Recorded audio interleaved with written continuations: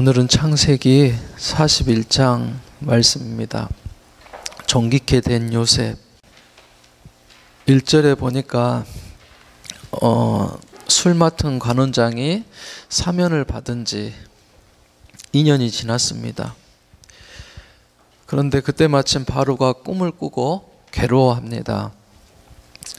2절에서 7절 말씀에 그 꿈의 내용이 나오지요. 살찐 소가 풀을 뜯고 있는데 파리한 소가 나타나서 그 살찐 소 7마리를 다 먹어버립니다. 바로는 잠을 못 이뤄요. 범이 나면서 괴로워합니다. 또다시 잠을 청하는데 이번에는 풍성한 이삭과 파리한 이삭의 꿈을 꿉니다. 파리한 이삭이 풍성한 이삭을 먹어버립니다. 하나님께서 바로의 꿈에 개입하시기 시작합니다. 하나님의 때가 돼서 요셉을 그 감옥에서 꺼내려 하시는 것입니다. 아무도 이 꿈을 해석하지 못하지요. 9절에 보니까 술 맡은 관원장이 요셉을 생각해냅니다. 그리고 옥에 갇혔을 때 겪은 일들을 왕에게 하나하나씩 고합니다. 요셉은 이제 왕 앞에 불려집니다. 수염을 깎고 새 옷을 입고 왕 앞에 섰습니다. 16절에 왕이 묻지요.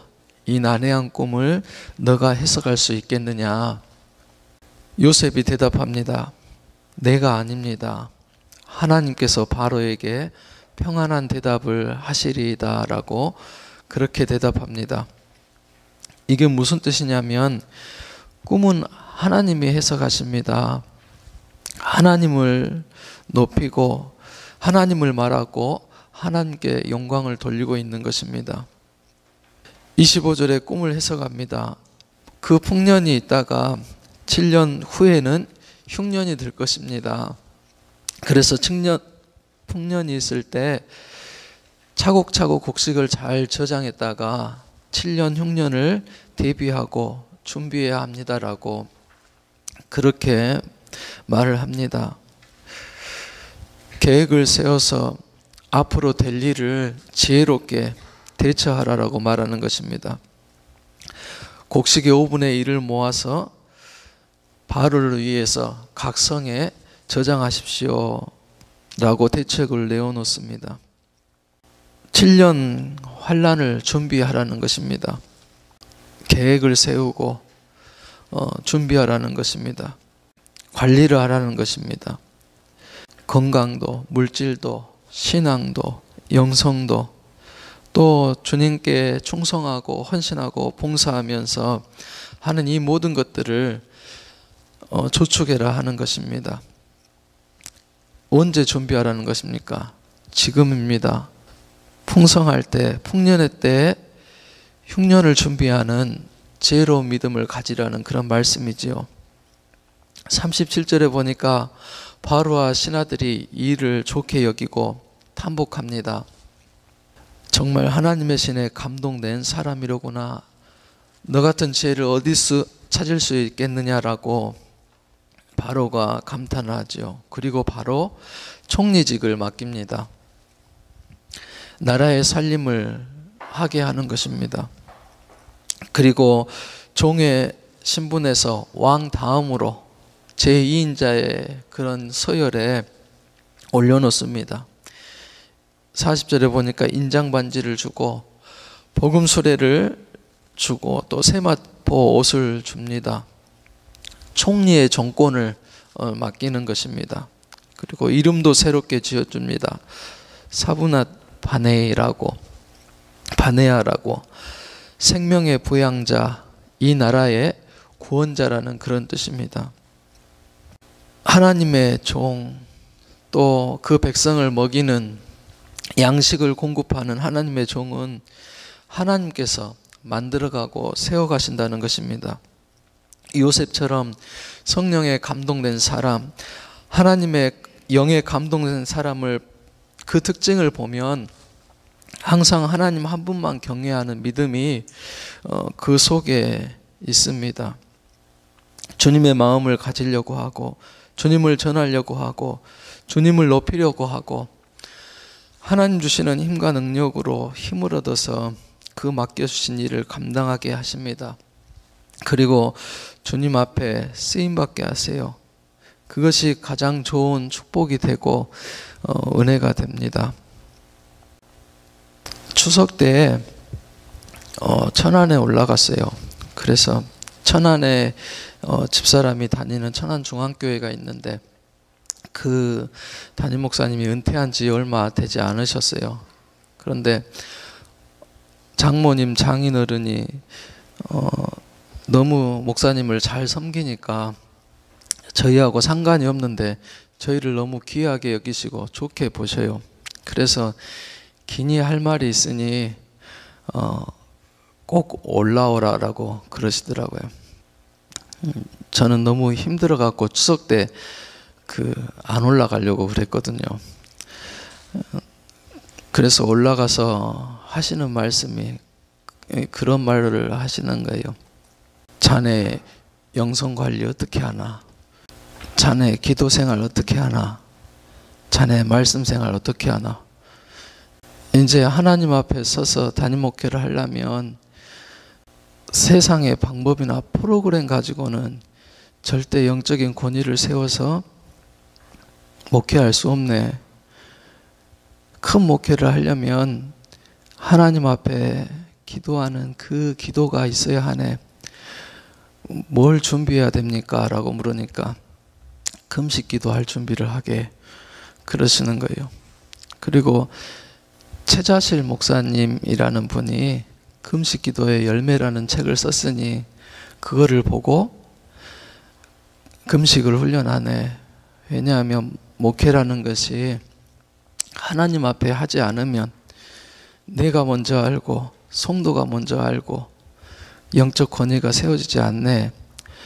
큰 목회한 사람들은 다 하나님 앞에서 기도하면서 영감을 얻고 그 영적 권위를 세워갔네 하면서 막 금식에 대해서 얘기하시는 거예요. 저는 금식기도 제일 못하거든요, 사실은. 아니 왜 좀 말씀을 준비하는 좋은 책을 서적을 소개해 주시든지 다른 말씀을 해주셨으면 좋겠는데 기니 여기까지 올라오라고 해가지고 하시는 말이 주시는 말씀이 그 말씀이세요.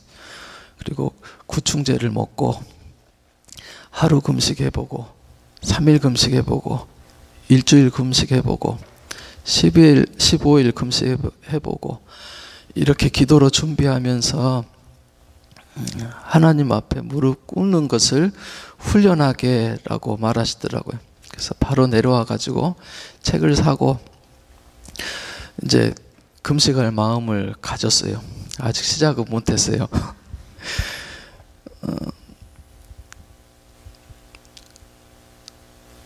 하나님 앞에 하나님은 준비해서 사람을 쓰시거든요. 훈련시켜서 쓰시는 거예요. 그만큼 하나님 앞에 엎드리고 굴복하고 또 주님께 의지하고 할 수 있을 때까지 하나님은 그 사람을 훈련시키고 만들어 가시는 거예요. 그리고 뭐 여러 가지 일을 가르치시더라고요. 어머니한테 잘하라고. 성도들은 다 보고 있으니까 제일 먼저 할 일이 어머니한테 잘하라 그런 말씀하시더라고요. 생각지도 못했던 그런 일들이죠. 확실히 큰 목회 하시는 분들은 벌써 이 생각하는 게 틀리더라고요. 자녀 교육을 잘 시키게.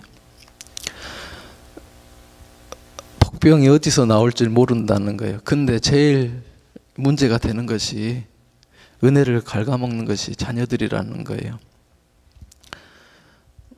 여러 가지 말씀을 해주셨어요. 다 기도라 하시고 하나님 앞에서 해야 된다라고 그런 말씀을 하셨습니다. 우리 목사님도 그렇고 다 그러신 것 같아요. 주님 일에 쓰임받는 사람, 또 요셉처럼 옷을 4번이나 갈아입잖아요. 채색 옷도 입었다가 종의 옷도 입었다가 제수복도 입었다가 이제 그 모든 것을 훈련받고 세마포, 새 옷을 입혀가지고 하나님의 큰 일에 귀하게 쓰는 것을 봅니다. 46절에 보니까 이렇게 바로 앞에 설 때가 30세밖에 안 되었어요. 그리고 총리가 되었는데 자축하고 잔치를 벌리는 것이 아니라 뭘 먼저 합니까? 애굽 모든 것을 구석구석 순찰하는 그런 일부터 합니다. 백성을 섬기는 요셉을 보아요. 하나님께서 그 자리에 올려놓으니까는 제일 먼저 하는 것이 섬기는 삶을 살아요. 그걸 가지고 하나님의 일을 먼저 맡겨준 일에 성실하게 충실하게 행하고 다른 사람을 섬기는 것을 봅니다. 하나님 쓰시는 사람도 이렇게 연단을 받아요. 그리고 어려움도 당해요. 오해도 받고 모함도 받고 구덩이도 들어가고 노예로 팔려가기도 하고 답답한 일을 당합니다. 그런데 그 중에서도 하나님 바라보게 하고 기도하는 것을 쉬지 않습니다. 꿈이 깨지기도 해요. 계획대로 안 되지기도 해요. 그런데 하나님께서는 그런 일들을 통해서 더 겸손한 하나님의 사람으로, 충성된 하나님의 사람으로 만들어 가신다는 것입니다. 그렇게 어려워도 힘들어도 하나님이 계획하시고 하신 일로 받고 그 모든 통치를 받아야 합니다. 하나님의 마음에 들도록 하나님이 연단하시고 또 섭리하시도록 모든 것들을 맡겨야 한다는 것입니다. 요셉을 준비시켜요. 그에게 꿈을 주시고 그 꿈을 현실 속에서 실행할 수 있게끔 그렇게 연단하십니다. 내게 지금 주어진 환경 그리고 고통의 시간 믿음으로 받고 속도나지 않기를 바랍니다. 주님의 때를 기다려야 됩니다. 그냥 허투루 흘려보내는 그런 시간 같지만은 하나님 앞에서는 반드시 필요하고 또 연단받는 시간이라는 것입니다. 요셉은 이제 총리가 되었어요. 하나님께서 그를 공부시키려고 훈련시키려고 지금까지 모든 일을 겪게 하신 것이라는 것입니다. 연단이에요. 관계의 어려움일 수도 있고 사역이 어려울 수도 있고 가정이 어려움일 수도 있고 경제의 어려움일 수도 있어요. 하나님께서는 그 모든 것을 통하여서 기도하게 하시고 준비하게 하시고 하나님 맡기실 그 사역에 맞춰서 훈련시키시고 준비하는 것이라는 것입니다. 그래서 하나님이 쓰시는 사람은 이런 구덩이에 들어가든지 노예가 되든지 감옥에 들어가든지 어떤 고난이 있어도 성령이 함께 하시기 때문에 성령이 그를 붙들고 계시기 때문에 흔들리지 않습니다. 중요한 것이 폭년과 흉년이 아니에요. 하나님이 함께 하시는 거예요. 하나님이 동행하시는 것입니다. 48절에 보니까는 이제 13년 세월이 흘러갑니다. 하나님이 보여주신 대로 약속대로 되어져 갑니다. 요셉은 계속해서 성령의 임재를 구하고 또 하나님과 함께하는 사역을 합니다. 그래서 정말 모든 세계가 기근이 들었을 때 살리는 자, 구원자의 사명을 온전히 감당하는 것을 볼 수가 있습니다. 하나님을 신뢰하고 흔들리지 않는 그런 믿음입니다. 조금 없어도 또 부요해도 건강해도 병들어도 주님을 위해서 사는 믿음입니다. 요셉의 하나님은 그래요. 우리의 하나님이시고 우리의 기도도 동일하게 드려주세요. 우리의 꿈을 주시고 그 꿈을 아름답게 소원하는 대로 기도하는 대로 하나님의 복된 사람으로 만들어 주실 줄로 믿습니다. 52절에 보면 마지막에 요셉의 두 아들의 이름이 나와 있어요. 모세의 인생을 요약해 주는 듯 합니다. 하나는 므낫세입니다. 하나님이 내 모든 고난을 잊게 하셨다. 그리고 하나는 에브라임입니다. 하나님이 나를 번성케 하셨다.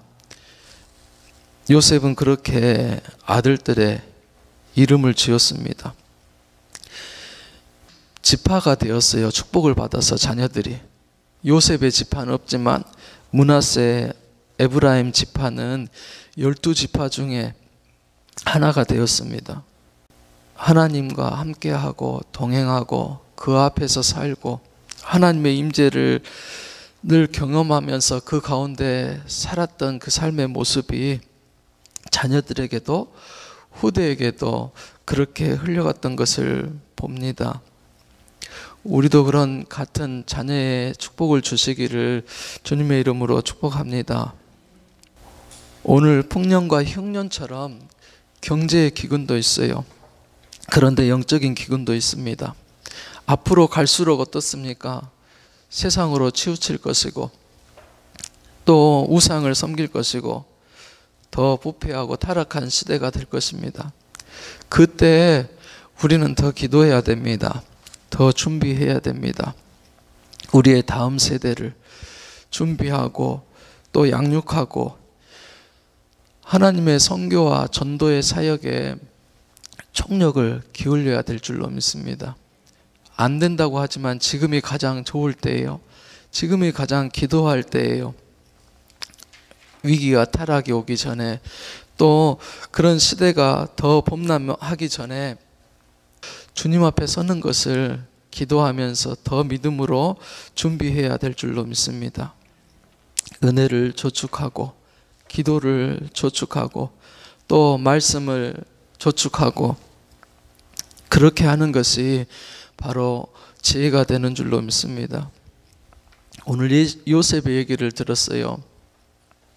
꿈의 사람입니다. 믿음의 사람입니다. 그에게도 훈련이 있고 고난이 있고 어려움이 있습니다.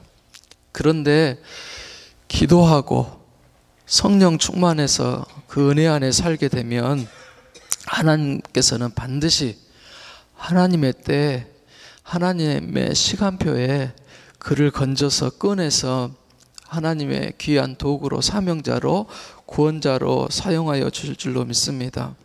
그래서 오늘 또 세상 의지하고 사람 바라보는 것이 아니라 주님 더 믿음으로 바라보면서 요셉처럼 꿈을 갖고 비전을 갖고 하나님 앞에 더 귀하게 쓰임받는 하루가 될 수 있기를 주님의 이름으로 소원합니다. 기도하시겠습니다.